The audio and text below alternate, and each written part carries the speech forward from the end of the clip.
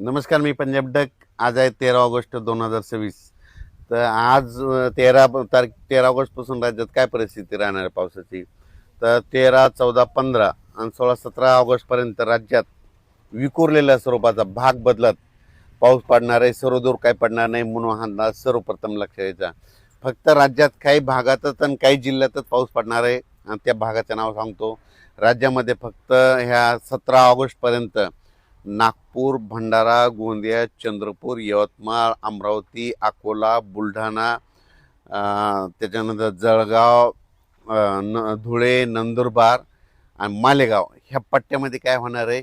दोन कमी दाबाचे पट्टे आहेत. आता एक चाललाय आणि परत त्याच्या पाठीमागे आणखीन एक कमी दाबाचा पट्टा आहे. ते मध्य प्रदेशकडे जात असल्यामुळं त्याच्यामुळं ते सीमालगत त्या जे जिल्हे आहेत त्याच्यामुळे त्या भागामध्ये जे महाराष्ट्राचे सीमालगतचे जिल्हे आहेत मग त्या जिल्ह्यामध्ये काय होणार आहे.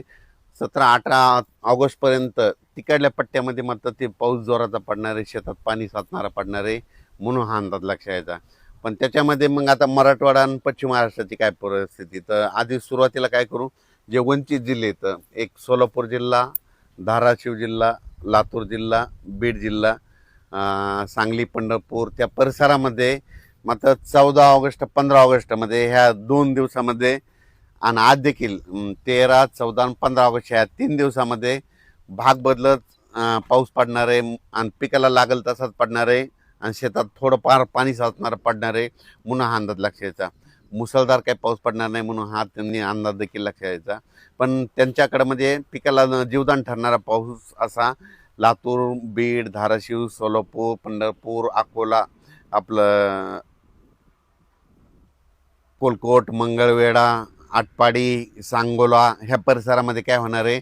म्हणजे ह्या 13, 14, 15 ऑगस्टच्या दरम्यान तिकडं दररोज वेगवेगळ्या भागात पाऊस पडणार आहे. सर्वदूर काही पडणार नाही म्हणून अंदाज लक्षात यायचा. त्याच्यानंतर हा पाऊस काही काही ठिकाणी 1 तासाचा, कुठं अर्ध्या तासाचा, 22 मिनिटाचा, 10 मिनिटाचा, 5 मिनिटाचा असाच असणार आहे म्हणून हा अंदाज लक्षात यायचा. पण त्याच्यानंतर राज्यात मात्र परतीचा पाऊस धुमाकूळ घालणार आहे म्हणून हा अंदाज सोलापूर जिल्हा, लातूर जिल्हा, बीड जिल्हा, जालना, संभाजीनगर, अहिल्यानगर, सांगली, कोल्हापूर, सातारा, मानखटाव म्हणजे मानखटावकडं तिकडं दुष्काळजन्य परिस्थिती आहे. म्हणजे काही तालुके असे आहेत की तिकडं पाऊस कमी पडतो, तिकडं मात्र परतीचा पाऊस पडणार आहे म्हणून हा अंदाज त्या शेतकऱ्यांनी लक्षात घ्यायचा.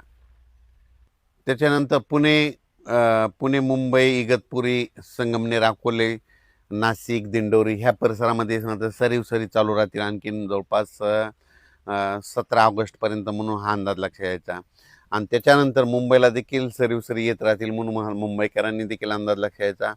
पण जास्त पाऊस सगळ्यात जास्त भंडारा, गोंदिया, चंद्रपूर, यवतमाळ, अमरावती, मोर्शी त्या परिसरामध्ये, अचलपूर, दर्यापूर, त्याच्यानंतर परतवाडा, आकोट, अकोला, त्याच्यानंतर इकडं शेगाव, खामगाव, त्याच्यानंतर जळगाव, जामोद घाटाच्या खाली नांदुरा, मलकापूर, त्याच्यानंतर जळगाव, रावेर, त्याच्यानंतर इकडं धुळे, नंदुरबार ह्या पट्ट्यामध्येच काय होणार, मोठा पाऊस पडणार आहे, शेतात पाणी साचणार पडणार आहे म्हणून हा अंदाज लक्षात यायचा.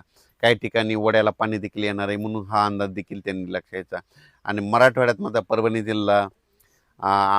जिल्हा, बीड जिल्हा, लातूर जिल्हा, धाराशिव जिल्हा, नांदेड, हिंगोली, वाशिम ह्या परिसरामध्ये आज देखील 13 ऑगस्टला दुपारनंतर विखुरलेल्या स्वरूपाचा संध्याकाळी पाऊस पडणार आहे म्हणून हा अंदाज लक्षात यायचा. आता मी माझ्या शेतात असल्यामुळं मी जे सोयाबीन 30 जूनला पेरलेलं होतं तर ते तुम्हाला दाखवतं कसं आलेलं आहे. आणि आपली 30 जूनची सोयाबीनची पेरणी हिला कंप्लीट आजच्यानं 42 दिवस पूर्ण होऊन आजचा 43वा दिवस आहे. तर पाहू शकता कशा शेंगा लागल्यात, कसा माल आहे आणि किती वाढलेली. ही बघा असे गुच्छ लागलेले आहेत. 1, 2, 3, 4, 5, 6, 7, 8, 9, 10, 11, 12, 13, 14, 15 असे सोयाबीनला गुच्छ आहेत. हे पाहू शकता.